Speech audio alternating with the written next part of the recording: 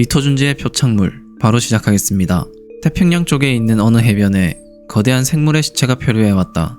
누구 하나 한 번도 보지 못한 거대한 생물. 희귀한 생물에 대한 소문은 금세 사방에 퍼졌고 이 남자도 그것을 보기 위해 왔습니다. 이 남자뿐만 아니라 이미 많은 사람들이 소문을 듣고 구경을 하고 있었습니다. 좋기 30m는 넘는 생물. 머리로 보이는 곳에는 눈이 엄청나게 많아 징그러웠습니다. 심해의 생물일까 아님 선사시대의 생물이 아닐까 하며 사람들은 나름의 추측을 해보지만 딱히 정답은 없었습니다. 그건 그렇고 바다를 싫어하는 내가 어째서 이런 곳에 반나절씩이나 걸리면서까지 오게 됐는지 나 자신도 모를 일이다. 게다가 이토록 그로테스크한 생물을 직접 보러 오다니. 내가 바다를 싫어하는 이유도 이런 괴상한 바다 생물에 대한 공포심에서 비롯된 것이었는데, 심해의 생물에 대한 공포. 그런 공포심을 갖게 된 계기는 어렸을 때 보았던 수족관 때문이었다. 그것은 어느 마을에 낡아빠진 동물원 안에 있는 작은 수족관이었다. 반지하의 어두컴컴한 건물 안의 이질적인 세상을 아직도 잊을 수가 없다.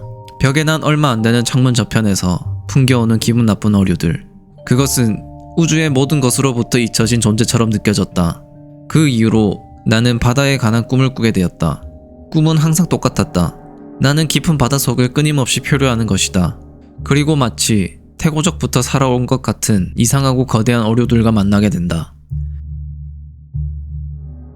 시간이 조금 지나자 이제 과학자들과 여러 박사들이 나타나 거대한 생물에 대해서 보고 있습니다. 표면에 있는 돌기를 보며 한 사람이 빛을 발하는 촉수일지도 모른다고 합니다. 어두운 심해를 희미하게 밝히면서 헤엄을 치고 다녔을지도 모르는 생물. 거기다 가까이서 보니 생물의 피부는 전체적으로 투명하였습니다. 지금은 더러워서 잘 보이지 않지만 살아있을 때는 깨끗해서 안이 보였을 거라고 예상합니다. 이제 부패가 빠르게 진행되는지 생물 근처에서 냄새가 나기 시작합니다. 과학자와 여러 박사들은 인류 대발견인 이 생물을 부패하게 놔둘 수 없다고 판단하여 조치를 취하려고 합니다. 시간이 흘러 해가 뜨고 점점 더워집니다. 날씨가 많이 더웠는지 한 여자가 쓰러지는 것을 발견한 남자. 어지러움을 느낀 여자. 남자는 여자를 배려해 그늘에서 잠시 쉬라고 권합니다. 그늘에 있는 곳까지 부축해주는 남자는 혼자 왔냐고 물어보자 여자는 뉴스를 보고 불안한 마음에 왔다고 합니다. 남자 또한 바다를 좋아하지 않으면서 신기하게도 뉴스를 보고 바로 달려왔다고 합니다. 그러자 여자 또한 바다를 싫어한다고 말합니다. 자신과 같은 이유일까 하며 바다가 싫은 이유를 묻는 남자는 사적인 질문이 혹시나 실례를 했다고 생각했는지 사과를 합니다. 그 여자는 자신의 지인이 바다에서 조난을 당했다고 말해줍니다. 7년 전 태풍 때문에 배가 가라앉는 사건이 있었는데 많은 사람들이 행방불명되어서 유명한 사건이었습니다. 친한 친구였는지 물어보는 남자. 여자는 떠올리기 힘든 기억인지 슬픈 목소리로 사실 약혼자였다고 말합니다. 7년 전 일이다 보니 이미 희망이 없다는 것을 아는 여자. 그렇지만 가끔 바다에 대한 꿈을 꾼다고 말합니다. 꿈속에서 행방불명된 약혼자를 찾으며 돌아다니다 보니 심해까지 가서 헤매는 꿈. 마치 태아처럼 떠있기만 하고 배도 고프지 않는 상태. 근처에 다른 사람들도 보인다고 합니다. 그리고 그 심해에서 괴상한 생물들을 만나지만 다행히 자신을 보호해주는 투명한 벽이 있어서 괴상한 생물들한테 공격당할 일은 없었습니다. 그럼에도 너무나도 무서워서 정신이 이상해져 버릴 것 같은 무서운 꿈이었습니다. 남자는 여자의 꿈 이야기에 놀라워합니다. 남자도 완전 똑같지는 않지만 비슷한 꿈을 꾸기 때문입니다. 조금 더 시간이 지나자 더욱더 많은 사람들이 몰려왔습니다. 통제할 수 없을 정도의 숫자가 몰려오자 관계자들은 사람들이 접근하지 못하게 막으려고 합니다. 그때 누군가 생물을 가리키며 안에 무언가가 있다고 외칩니다. 투명한 피부 속으로 무언가 있는 게 보입니다. 자세히 보니 그것은 수많은 사람들이었습니다. 너무나 완벽한 사람의 모습. 이게 무슨 일이지? 그 말을 시작으로 자세히 보니 다른 곳에도 사람이 있었습니다.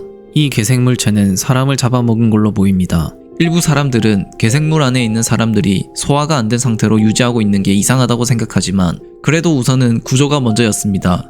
빨리 배를 갈라서 희생자를 구하려고 합니다. 괴생물 안에 사람이 있다는 것을 발견하고 더욱더 많은 사람들이 모여듭니다. 그리고 칼을 들고 와서 괴생물의 표면을 자르기 시작합니다. 얇은지 쉽게 잘리는 표면. 꽉 차있던 괴생물의 한 부분에 칼로 길게 상처를 내자 그 부분으로 많은 사람들이 한 번에 쏟아져 나옵니다. 많은 사람들이 냄새나는 괴생물 안에서 나오자 그렇게 기분 좋은 느낌은 아닙니다. 이 사람들은 죽은 것일까? 아니면 살아있는 것일까? 많은 사람들이 구경을 하고 있습니다. 그때 숨을 쉬는 소리가 들리기 시작하고 그들은 살아 있었습니다. 사람들 모두가 확인할 수 있는 움직임. 급하게 구급차를 부릅니다. 시간이 조금 더 흐르자 이제 다수의 사람들이 큰 움직임을 보입니다. 이제 일어나기 직전의 사람들. 오랜 시간 생물 안에 있다 보니 손의 모습은 변형되어 있습니다. 그런데 그때 여자가 아는 사람이 있는지 이름을 부릅니다. 남자를 7년 전 조난당해 사라졌던 자신의 약혼자라고 하는 여자. 7년 전이라는 말에 확인차 한 번 더 물어보자 여자는 확실하다고 말합니다. 이즈해안 조난사고. 수많은 사람들이 행방불명된 사건.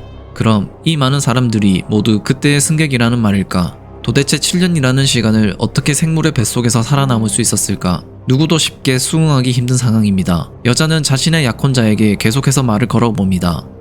여자의 큰 소리에 반응을 보이는데 사람 말을 하지는 않습니다. 그리고 이제 몸이 적응을 하였는지 이전보다 더 큰 움직임이 보입니다. 지금 이 상황에서 무엇을 어떻게 해야 할지 모르는 사람들. 남자는 생물 안에 있던 사람들이 마치 양분을 빨아먹고 사는 기생충 같다고 합니다. 기생충이란 다른 동물의 장 안에서 생물이 삼킨 먹이의 영양분을 빨아먹으며 사는 것인데 그렇게 7년이라는 시간을 살아남은 게 아닐까라는 것이죠. 일리는 있는 말이지만 인간이 다른 생물의 체내에 기생한다는 것은 본 적도 들어본 적도 없는 일이었습니다. 그 후 그들을 조사해본 결과 모두가 정신 이상을 일으킨 것이 밝혀졌습니다. 그들은 심해에서 투명한 피부 너머로 도대체 무엇을 본 것일까? 이렇게 이토준지의 표창물이 끝이 났습니다.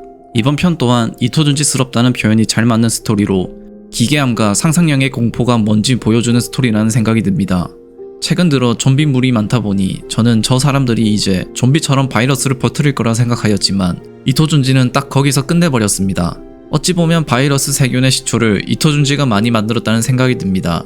소용돌이의 달팽이 세균, 공포의 물고기에서도 세균, 이토준지 소재에서 심심하면 나오는 것이 세균이기 때문입니다. 좀비가 되는 게 아니라서 그렇지 사실 바이러스 이야기를 이토준지는 오래전부터 해왔기 때문입니다. 그리고 여자가 나와서 했던 꿈 이야기가 있는데 이건 꿈은 맞지만 사실 남자의 시선을 공유했다는 생각이 듭니다. 얇은 막으로 보호해주고 있다고 하지만 사실 이 생물의 장 안에 있는 것이 아닐까 합니다. 그래서 결국 여자가 봤던 개생물체들은 진짜라는 것이고 이 편은 심해라는 상상력으로 만든 스토리라서 더욱 기괴하게 느껴집니다. 지금까지도 심해라는 곳은 미지의 영역으로 정말 어떤 생물체가 살아있을지 모르기 때문입니다. 거기에 사람을 기생충으로 표현하는 이토준지의 상상력이 더욱 놀라울 따름입니다.